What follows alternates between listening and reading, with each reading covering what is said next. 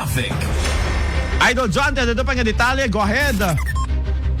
Na iya dasar iti sangguniang panlungsod iti Syudad Ilawag wabain kini sangguniang panlungsod member Derek Lau at reklamo dagiti motorista a plastic barrier iti paset na ti Airport Avenue barangay Nangalisan particular iti Sangwanan ti SM City Ilawag ken iti Butong Elementary School. Iti ket kalpasana ti panakaripar na ken dagiti motorista dagiti ket saan amalasing nang runa iti rabii na dumalia sa titinasa o lugar.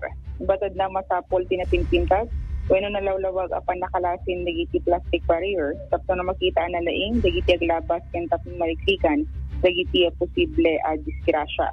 Inay na pasaray madungdong parpayan dagiti behikulo aglabas dapat saan da amalasin sa nasip ngeta ti kalsada. Kabayatan na impakaammo ni Vice Mayor ken Presiding Officer Ray Carlos Pariñas nga dayti mununan apan nagsarita da ken ni Mayor-elect James Brian Alcid teknan kada ito'y problema. Impakabo na at imanamnama apan nakakid daw ti pondo para iti panakaikabil dagiti street light kaputa saan nga umdas ti silaw iti dakkel amon amang paranyag iti lawlaw iti sakupen na ti kalsada.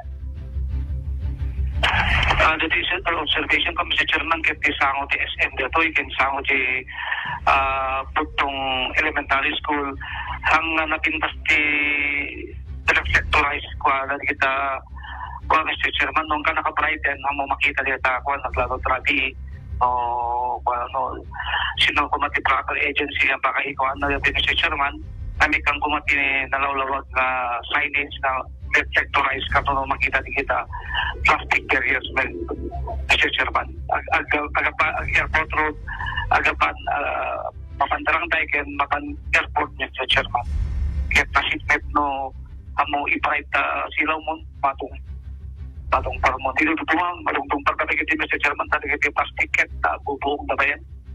Actually po Derek, national highway namin dito so DPWH di sa Mariro po nagsalita kailan niya po Brian dito i-requestan ng sa Tisino dito ang parte so hopefully po may pila na dito panaka punto DJ street lights kita po at DJ street lights DSM is not enough to light the streets po so in any case natayo met di fund po to pang 2026 nga budget tayo nakapay nga maksyon ang budget we could fund it po yung check lang po no makita tayo nga nasaya na po so sir please take note please endorse this matter to the city engineering for proper evaluation on the necessary lighting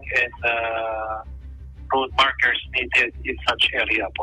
Yes, so for the time being ko Mr. Chairman kit kang kumapel ng tinta Paset ti panagsarita ni sangguniang panlungsod member Derek Lau ken ni Vice Mayor Ray Carlos Pariñas. Okay, so barriers lang yung problema. So it's either ornusen dan to no kasanot plaster nan Idol Jo ano kas pagarigan. When Idol Bernard yung adadeti rekomendasyon temporarily may kan kumapay lang ti reflectorized stickers dagiti plastic barriers tapno na makita dagiti motorista no nasipnit namin kadeti lugar handa talaga nga makita Idol Bernard. Okay, so digita iti dapat nga Glenn ni Idol Joan man pa lang ti nawalan naulaw kan. Okay, go ahead Idol Joan. Damag iti Syudad Ilawag, Kanwar 99.5 Ilawag, Idol Joan, ng 15 ka